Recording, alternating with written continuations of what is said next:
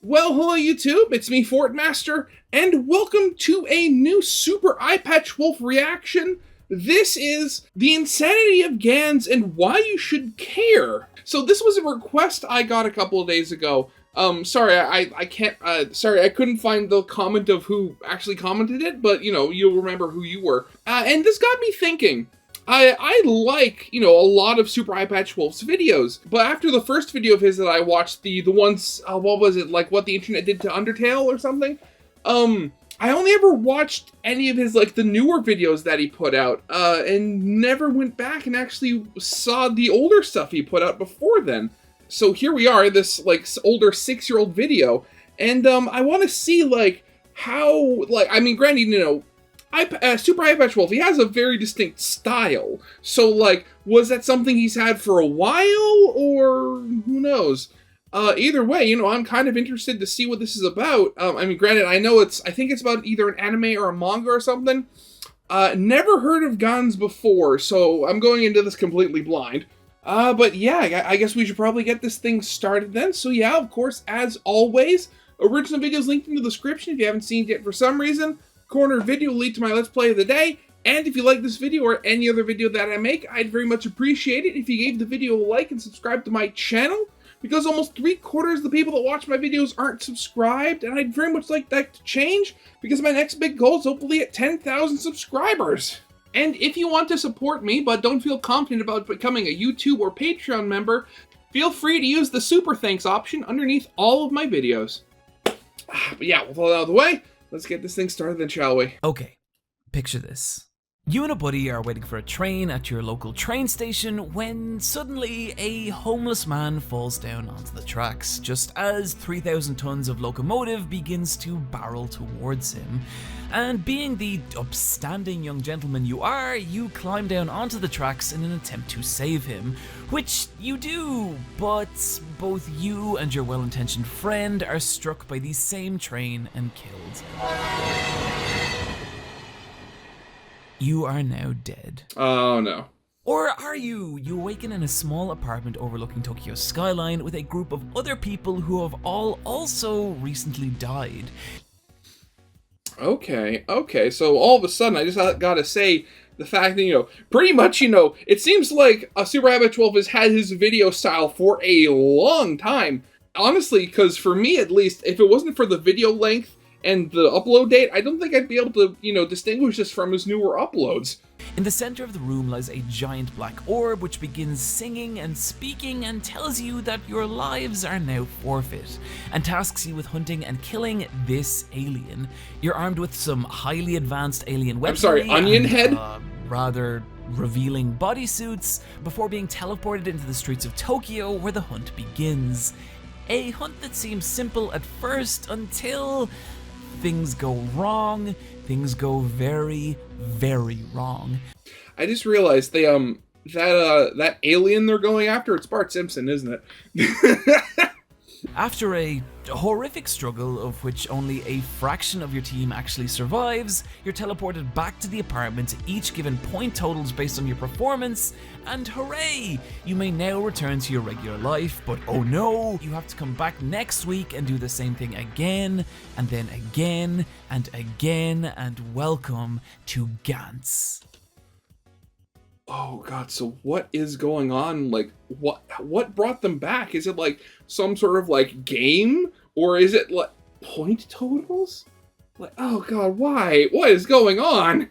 Gantz is a story of ordinary people trapped in a nightmare, taking recently deceased regular folk, be they office workers, high school kids, dogs, or grandmas, and making them compete in games of death where they must face the horrific and unimaginable. The survivors of which are temporarily returned to their normal lives before having to do it all again next week alongside a fresh batch of new participants. And this is the cycle of Gantz. The only way to break free is to kill enough aliens to eventually collect 100 points and select the option to exit the game forever. But... wait, exit it in what way? Just exit it back to your normal life? Or just die like you were supposed to in the first place? Just exiting it sounds a little unhelpfully vague. that's a goal very few of these characters will ever reach. Death is brutal and frequent in Gantz. It's not unusual for large swaths of the cast to be wiped out in a single game, and it's for reasons like this, as well as the series' use of excessive sex and violence. Oh, by the way, graphic content warning for this video. But Gantz has gained the reputation as an overtly edgy series, and it is. This is the kind of show I loved as a teenager. As a kid, I'd had my perception of media and reality obliterated by the shocking and violent imagery of Akira, and I spent a lot of my teenage years trying to recapture that feeling, which led me to shows like Elfen Lied, Tenyo Tenge, and of course, Gantz. God, yeah, the completely different world. Oh god, I mean, I was never really that much into anime when I was a little kid. Like, honestly, like, I'd imagine, like, with a lot of people, like, for a good, huge portion of my childhood, the only animes I ever really watched were, like, Pokemon, Digimon, Yu-Gi-Oh, you know, that kind of stuff, you know, Beyblade. I never really got into, like, stuff like Dragon Ball Z or anything. Honestly, I'm thinking about it, I only really started getting into, like, anime proper, like, in high school. And that was when my dad, I mean, I've talked about this before in other videos, but that was when my dad first introduced me to Space Battleship Yamato. And I remember back in the day, you know, these were uploaded in the time of YouTube where videos, you know, over 10 minutes weren't really allowed or, you know, really possible. So, you know, I forget, they've probably been taken off of YouTube for years and years at this point, but I remember I watched the original, like, first season of Space Battleship Yamato, with all, like, 24 or 26 episodes, I think it was 26, all, like, split up into 3 10-minute chunks. But this side of Gantz has also drawn a lot of criticism. I've seen more than one person argue that this is a series of unmitigated trash. And while I actually can sympathize with those criticisms, as you can guess by the existence of this video, I do think there's some genuine heart to this series, and that is what I want to talk about today. And to do so, I want to start with the man behind Gantz, Hiroyu Oku. Hiroyu Oku is a strange fellow. After the ending of Gantz was heavily criticized on the Japanese messaging board 2chan, he included a scene in his next manga, Inuyashiki, where an evil cyborg teenager murders every member of the online messaging forum. He has a very distinctive approach to storytelling. So basically, his very distinctive way of storytelling is to literally implant all of his critics into the story, and then kill them. So, yeah, that sounds very mentally stable. Often focusing on the cruelty and violence humans are capable of and presenting it with a near nihilistic cynicism, as seen in Gantz and each of his series that followed it. But what's interesting is that he wasn't always like this. In fact, his first manga, Hen, was a comparatively light-hearted ichi drama. What, I swear, what's with all of his titles being just like 3 or 4 letter nonsense words? That found success in weekly Young Jump magazine. However, things would then take an unfortunate turn. Oku using the profits he'd made from Hen to invest in cutting-edge 3D technology, spending 2 years and all his money training himself and his assistants in the new software, in the hopes of creating a new kind of 3D manga. The only problem was that this was the mid-90s and 3D software still had a long way to go, and so his resulting manga 01 in part looks like this.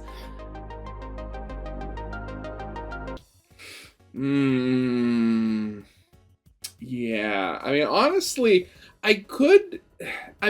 with some of this stuff, you know, you have the 3D characters and stuff like that, and you could have, and like honestly, they're like the jankiness of early CG could be is mitigated by the fact that it's a still image and not a moving image.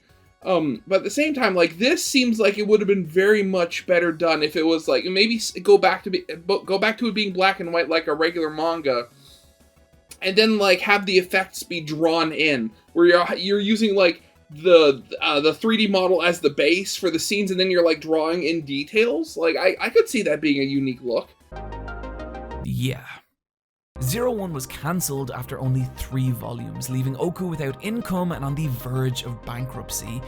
And I have to wonder if the desperation of that situation contributed to the bleaker tone of Gantz, and perhaps why its struggle for survival feels so real. Because for Oku, it was. There's a cynicism that runs through every part of Gantz, never more apparent than in its main character, Kei Kurono. And Kurono kind of sucks. He's cynical, isolated, and bitter, having separated from his family with no friends or anyone he can even really talk to. And because of this, he's grown apathetic and cold, only seeing other people for how they can benefit him, even abusing the trust other people place in him for his own ends. And because of this, it's very easy to dislike Kurono, especially in Gantz's early chapters. But after a little while, what becomes apparent is that he's a product of the world around him. Kurono's school, for example, is presented as this Darwinian nightmare where older students sow violence and humiliation among their younger peers. One particular early story arc involving an upperclassman known as the Dentist, who tortures his classmates by ripping out their teeth and collecting them. This is the world of Gantz. It presents society at its most bleak and callous, and because of this, it's easy to see how Kurono has become the way he is. Oh, God. Yeah, I'm very much learning that I never would have liked, reading this myself, or watching it, because, I mean, granted, maybe I'm saying this now as somebody who's, after we've kind of, crested the hill on, all the nihilistic and depressing shows we've had for the last while, like Rick and Morty and and BoJack Horseman and just any other number of shows like that. I don't watch stuff or read stuff to be depressed. I mean, I know the world can suck. You just have to look outside. I want stuff that talks about the world being able to be better and people bettering it. I mean, I can't help but feel that, and granted, this is very much a slight bit of, personal philosophy here, but, I can't help but feel that stuff like this is part of, stuff like Gantz, and granted, I'm saying this having never read Gantz, I'm just going off of, what Super Apache Wolf has said so far about it, but stuff like this is part of the reason why we are where we are at the moment, where it's just sort of this feedback loop, saying, oh, the world sucks, so people think the world sucks, so the world does suck, so then more media is made about the world sucking. It's a horrible, loop. How the life and enthusiasm he had as a child has been crushed out of him, leaving a cold, cynical shell of a person.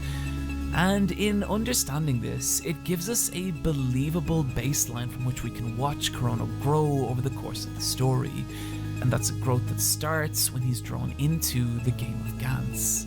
While being summoned by Gantz is initially a very bad thing that forces Kurono to face unimaginable horror, I would imagine, yeah. It also does something else. It shatters Kurono's isolation, forcing him into contact with the other participants of the game.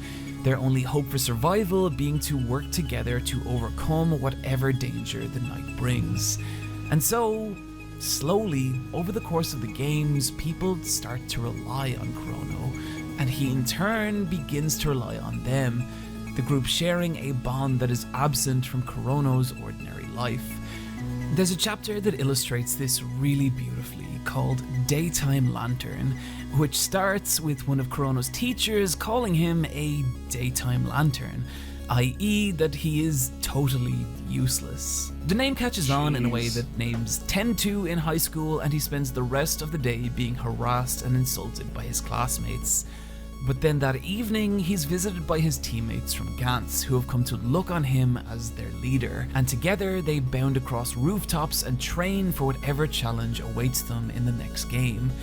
The chapter ending with Kurono staring silently down at the people he's helping. What's so cool about Daytime Lantern is how it captures that feeling of being part of a found family. that in his daily life, Kurono is this nobody who is harassed and ignored. But through Gantz, he's found this group of people he's really important to and are important to him. Oh my god, that's where this is where that image comes from? Oh my god! It's the you're okay white boy meme. Like, oh god, it's beautiful. Letting him grow past the selfish asshole we met at the beginning of the story. And what's cool about this chapter is that none of this is overtly stated. Oku just presents us with a day in Kurono's life and lets us come to our own conclusions about it. And this is something I really like about Oku's work. He's a much stronger visual storyteller than he is actual storyteller. Okay. Often giving very little direct detail about his characters' lives, but revealing who they are, either through their environments, the subtle emotion of their facial expressions, or taking an entire page layout and using it to convey a particular concept or emotion. He has an ability to visually capture a moment and use that moment to give us further insight into who these people are. One of my favourite examples of this comes at the beginning of Gantz's third major story arc. The first panel of the page showing Kurono lying in bed, the isolation he feels conveyed by the empty negative space around him. The next panel revealing his desire to go back to Gantz where he can be with other people. But then immediately this layout is contrasted with the third panel showing Gantz's secondary main character Kato in the same composition. But that negative space is filled with his little brother, Kato racked with anxiety over having to return to the apartment. What I love about this page is how with just 4 simple panels it shows us the vast difference between these two characters and the impact Gantz is having on their lives. So, well, for him, it's positive. For his friend, it's negative because, unlike for him, he has friends and family, and he doesn't, rightfully doesn't want to die. Unlike Kurono, Kato has something to lose, his little brother. Both Kato's parents were killed in an accident when he was younger, leaving him and his little brother in the care of their violent, abusive relatives. Oh, and so all the two have is each other, Kato taking it upon himself to get a job and save up enough money to rent an apartment, where he and his little brother can live in safety and peace. But because of this, his relationship with Gantz is totally different from Kurono's, as he knows that if he's killed, he will vanish from his brother's life without explanation, leaving the child alone and defenseless in a cruel, violent world. Oh god, right, yeah, at the beginning of the story, they were supposedly killed by being run over by the subway. But, what about everybody else that was on the platform that saw them? Did security cameras see their faces? Do people know, hey, these people were supposedly, run over by a train? This page capturing that anxiety beautifully. And it's for moments like this that I would really recommend the manga of Gantz over all other versions, as well as the fact that it's the only way to experience the vast majority of the story. Oh, okay. You may have noticed from that previous section that Gantz is bleak. Really bleak. What, literally everything you've said about it up to this point it shouldn't have clued me in before then? But part of what makes it such a strange series is that this is only one side of Gantz. The other being that it's totally fucking insane. And to help... Yeah, I kind of assumed that given that, the first alien that they were fighting was basically just Bart Simpson. To illustrate this, I'm going to bring back one of my favorite sections. Here's a few out-of-context moments from Gantz. One of the later battles involves our heroes being attacked by Salvador Dali's 1936 surrealist painting, Soft Construction with Boiled Beans. Okay. That's... okay. Honestly, does this need to be blurred? I can't tell. There is a cute frog who steals people's shoes, who is also a nightmarish hell creature. One of the participants of Gantz is a panda who forms a loving, meaningful relationship with a serial killer. So, why So what happens to the panda then, like, during the rest of the week, or does it just immediately die? George Clooney is there. This panel happens. I'm sorry, George Clooney? What? Serial killer. George Clooney is there. This panel happens. And finally, one of the aliens encountered is a robotic version of the 1970s Japanese folk singer Seiji Tanaka, who sings his songs in a creepy robotic voice and is piloted by giant sentient crow fetuses.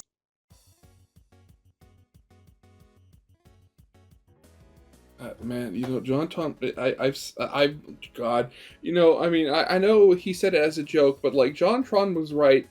Japan is weird. Their entire civilization is developed on an island. Of course, they're weird. Oku, you are a strange man. Yes! If you got tonal whiplash from those two previous sections, then yes, now you know what Gantz feels like. But if anything, rather than these two sides of Gantz clashing, the absurdity of Gantz's world only adds to its nightmarish feel. Oh god, what is that supposed to be? Listen to what I say, don't look down at me. I don't think I could. Parts of Gantz feel like some bizarre fever dream, with our characters only facing parts? Things that can't possibly exist, but they do. And it's in these moments that Gantz carries a near nihilistic horror, like the universe itself is laughing at these people and their struggle, that there are horrors waiting for them, both bizarre and unimaginable. And it's here where we can start to see the horror of Gantz. Every game of Gantz starts the same. People begin appearing in the room one by one, and one by one, each person is teleported out into the streets of Tokyo. And from here, we know that somewhere in the sprawl of Japanese suburbia lies something dangerous and alien.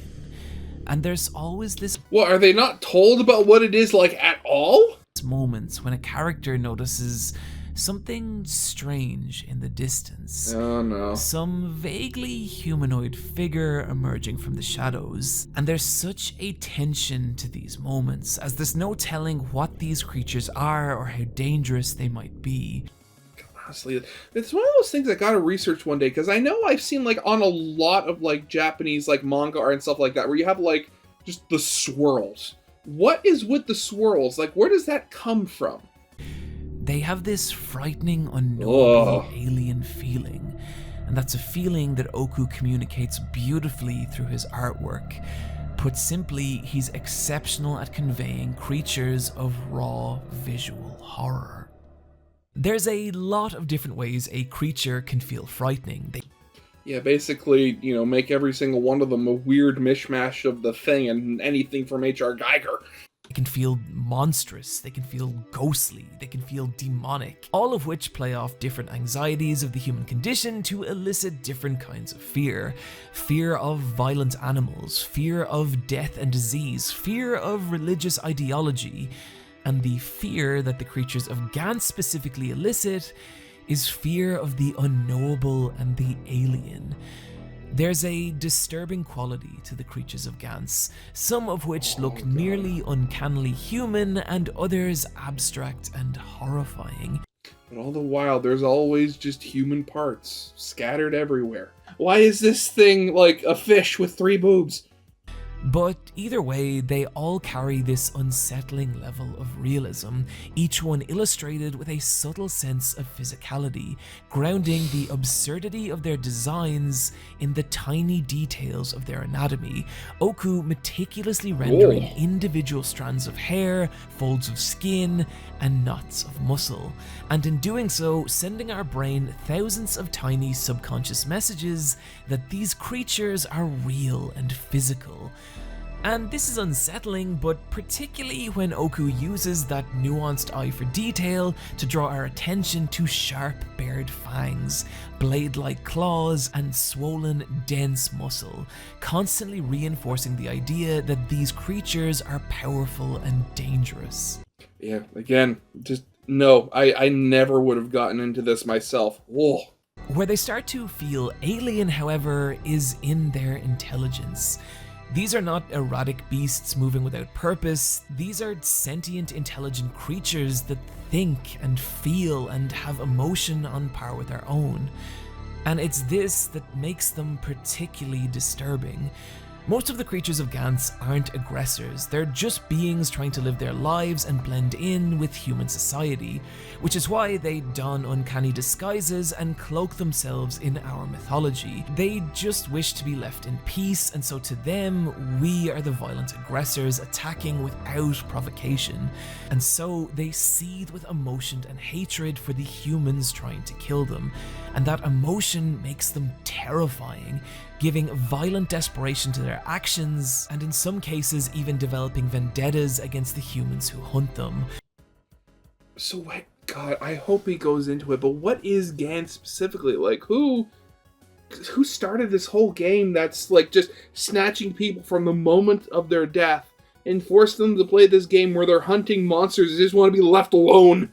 One particularly chilling instance of this being when one of the aliens survives a game of Gantz only to appear at Corono's school the next day, looking to take bloody revenge for the friends he's lost. This distinctly alien fear only escalates as the story continues. In the beginning, the creatures of Gantz carry the threat level of basically a very, very dangerous human.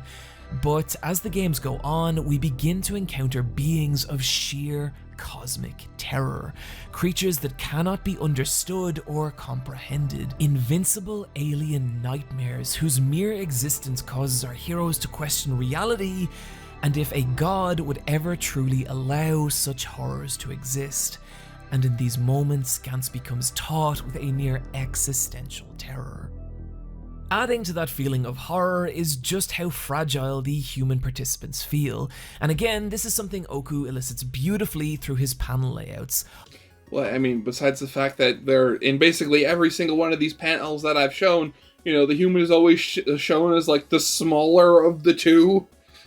Often placing his human characters in the foreground feeling tiny and insubstantial, and then filling the rest of the frame with the alien beings they face. Yeah. And these moments are Gantz, instances where ordinary people are forced to face things horrific and impossible. While the human participants of Gantz are equipped with high-powered weaponry and suits that enhance their physical abilities, that equipment is unreliable, often not working the way the characters expect, and the suits themselves only able to withstand a very limited amount of damage before they break and become useless, leaving our characters naked and vulnerable against whatever terrors the night holds. And so, you have these horrifying alien creatures and these vulnerable, fragile humans, each arc of Gantz revolving around a single battle between the two sides. But these are not the sportsmanlike showdowns of shonen battle manga. Wait, did he say every arc? I thought this would have been like, usually like for every single issue, but no, arcs. How many arcs does this thing have?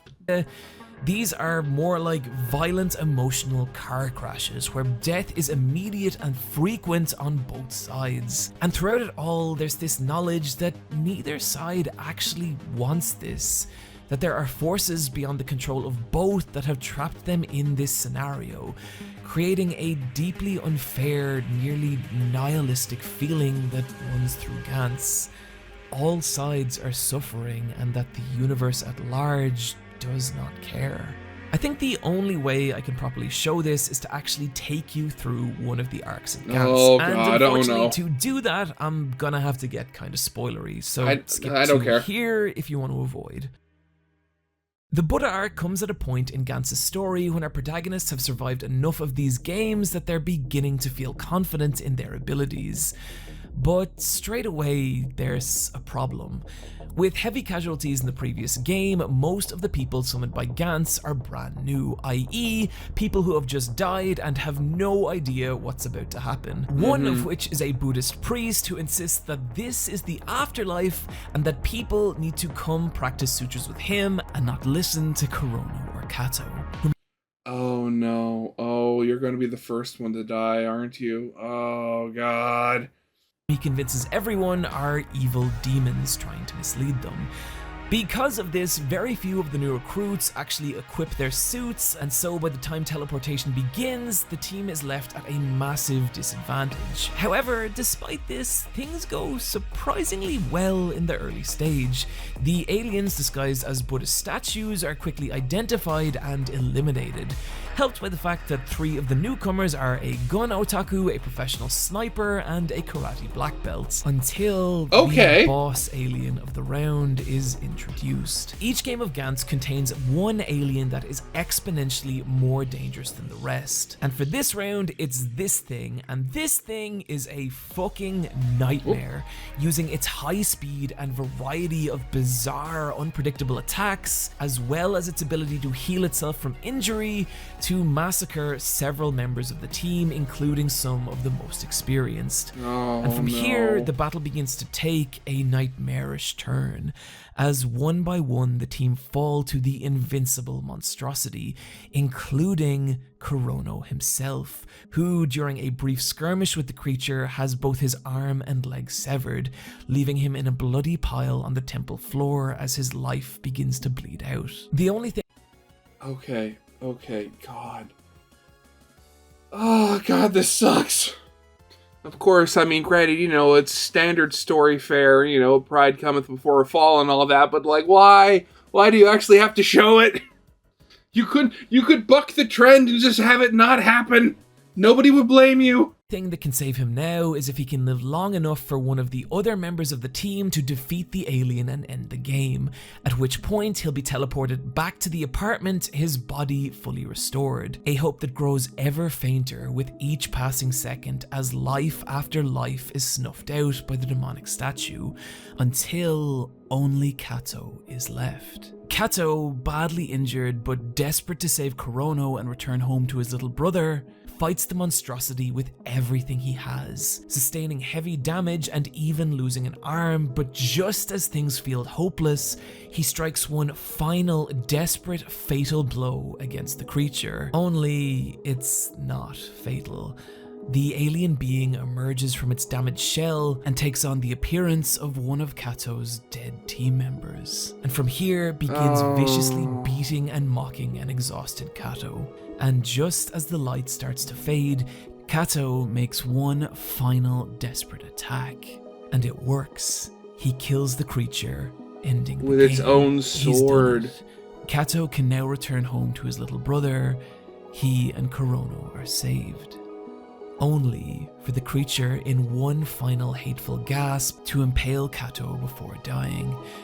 And in the pouring rain, as Kato's life begins to slip away, teleportation back to the room begins, and Kurono awakens alone in the apartments.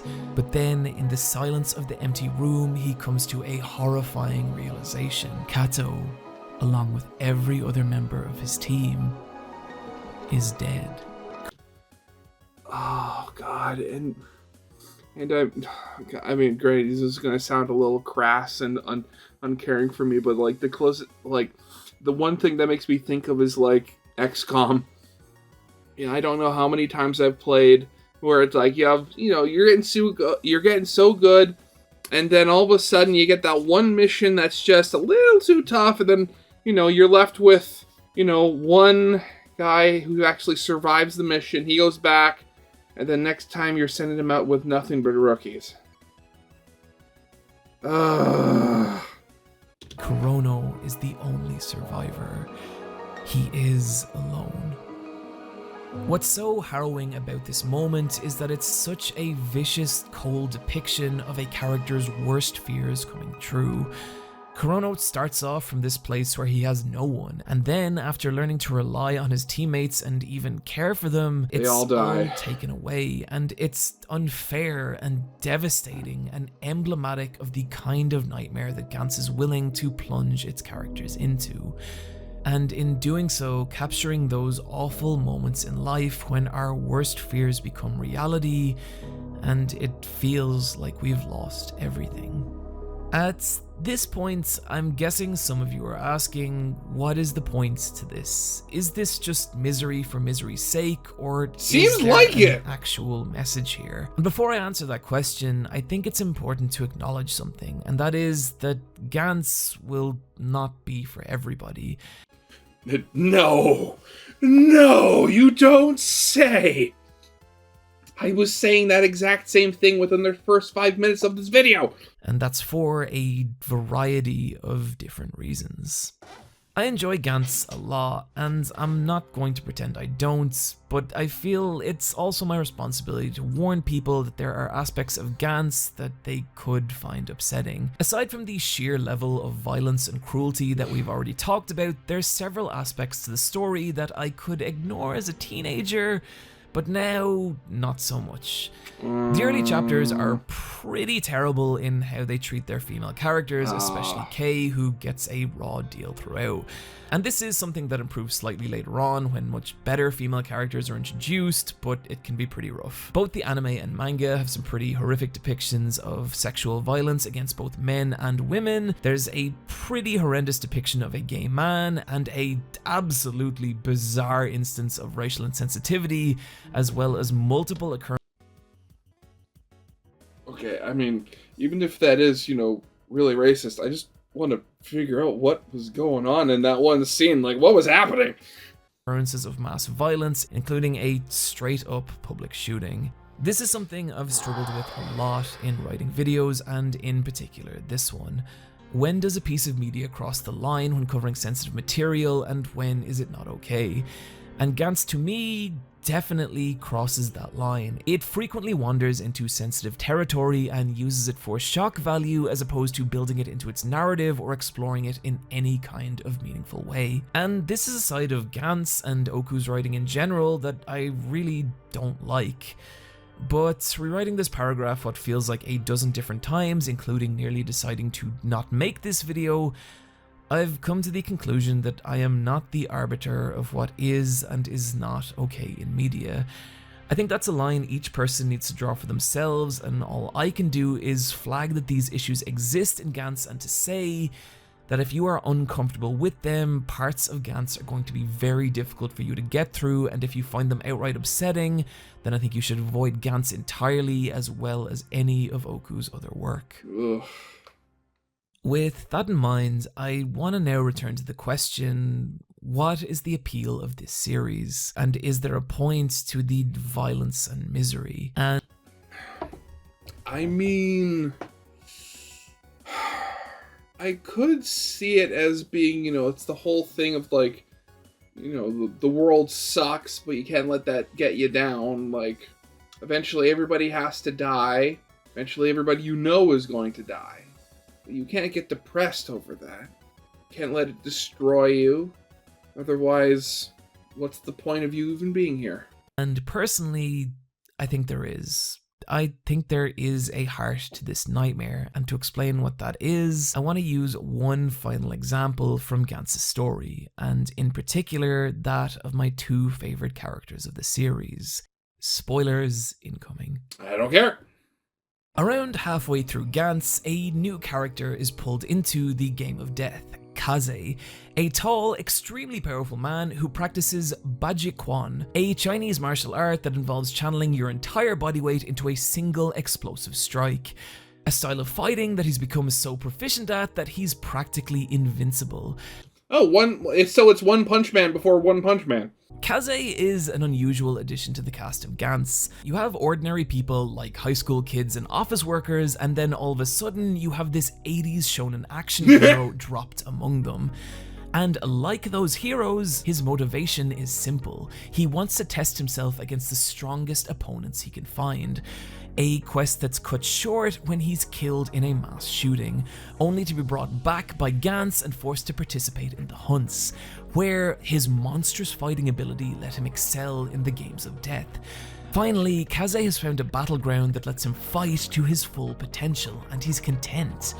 Oh god, so he's not even fighting wearing the suit, he's just wearing whatever you would call this, like his armless duster and sweatpants. But things take a turn in the next game when Kaze and his teammates realize that one of the new participants is a small child. A boy who, upon seeing Kaze, confuses him with his favorite tokusatsu hero, Muscle Rider, and begins to follow Kaze around the apartment. Kaze ignores the boy at first, as he does anything that is not physical combat, but when the teleportation stage begins, the child refuses to wear his suit despite the pleas of the other teammates, until Kaze reluctantly tells the boy to put it on, for the first time showing concern for something beyond fighting.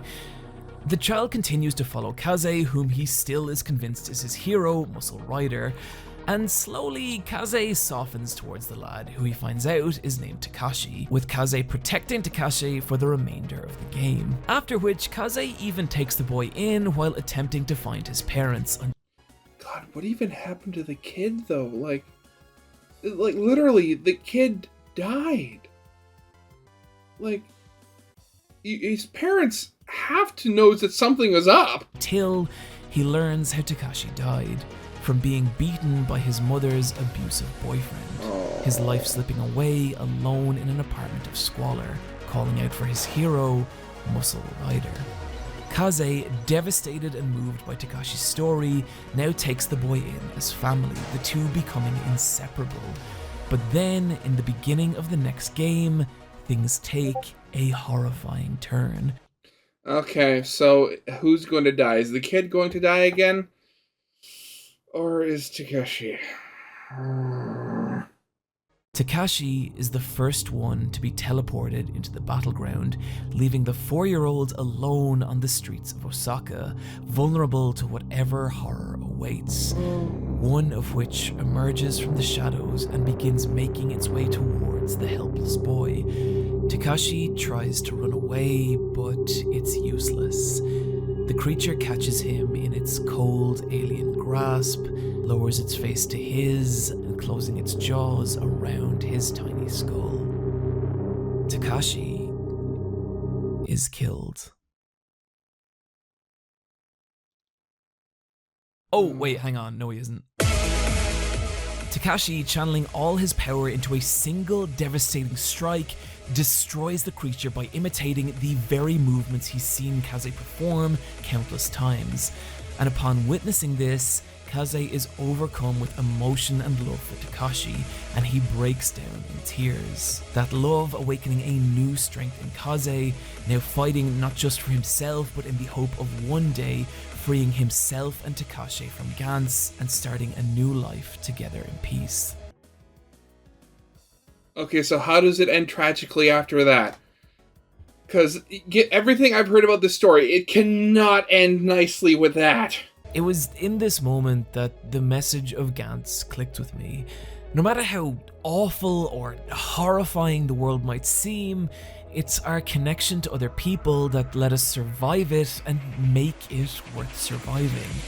While Oku does create these instances of cruel, violent nihilism, it's how he contrasts those moments with ones of intense humanity and love that make his stories worth reading. And this to me is the heart of Gantz. People trapped in this world of nightmares, but finding each other through it and together surviving. And that's what I think's kind of beautiful about this series, its ability to capture the bleakest dark and purest light. And to say that even if the world is collapsing around us, all we really need is each other. That really, that's all we ever have.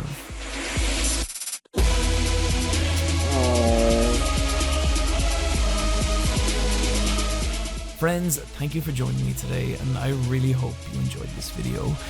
A little quick note, the official Super Eyepatch Wolf t-shirt is back in stock at Fangamer. These sold out. Oh, God. I mean, granted, I'd say again, I never want to read the story myself. I don't think I'd be able to, survive the some of the darker parts of that. But at the same time, like now, God, I feel like this is going to be one of those things that I'm going to spend like an hour after this just looking up lore and trying to learn what Gantz itself actually is. Because obviously, again, it's putting these humans and the monsters into conflict for some reason. Whether it's an actual good reason or not. Actually, you know what? Let me look that up now. I'll save anybody else the trouble if you don't want to read Gantz yourself. So, like, if you want to, and stop watching this now for spoiler reasons, leave now. Gantz is the name of the man inhabiting the black sphere in the Tokyo room. He is a clone of a random person used to provide an interface for the hunt system. Every black sphere around the globe is controlled by a clone of the same unknown man? What? Okay, yeah, never mind. I forgot this was a manga, so of course it was going to get really weird. Yeah, so that is definitely it for now. So yeah, I hope you guys liked. If you did, leave a like, subscribe if not, and I'll see you guys next time. Goodbye.